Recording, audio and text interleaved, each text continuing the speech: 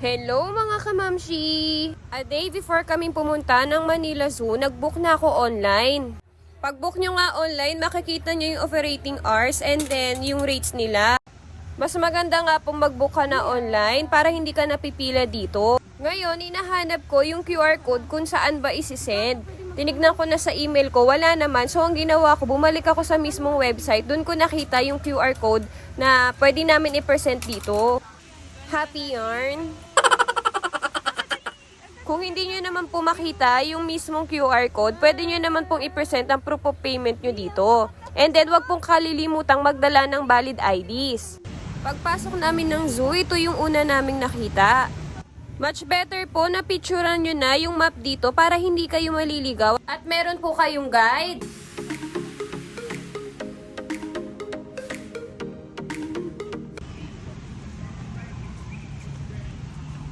Muna tayo sa mga ibon. After nun, doon naman kami sa may Tiger and Lions. Mga alas 4 na nga po nung makarating kami dito and hindi na ganun kainit. Kung pupunta kayo ng hapon or tanghali, mas magandang magdala kayo ng payong. Bawal nga po pala magpasok ng pagkain dito. Pero kung nagugutom na nga kayo, meron din naman sila ditong pwedeng pagbilhan ng mga pagkain, kaya hindi rin kayo magugutom sa loob.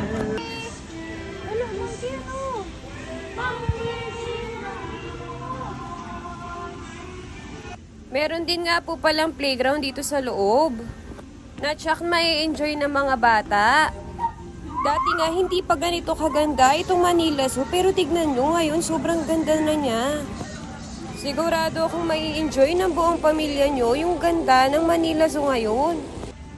Sunod nga namin pinuntahan itong Butterfly Garden. Kung pupunta nga kayo dito sa Manila Zoo, huwag niyong kalilimutang puntahan to kasi para sa akin, ito yung pinakamagandang lugar dito sa loob.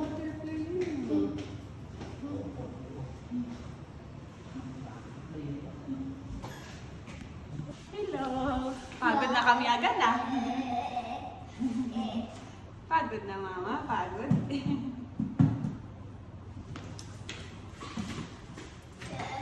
I'm vlogging eh. Uy, ito. Please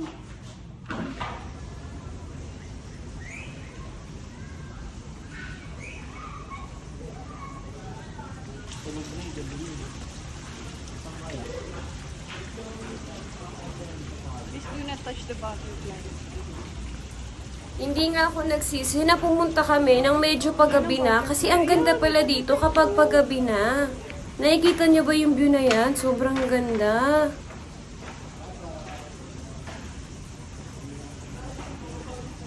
After namin sa garden, nandito naman kami sa outside reptiles.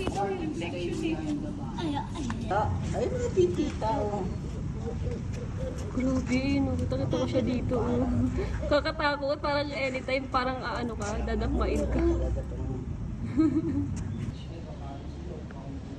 Hala, ang dami. Ang dami.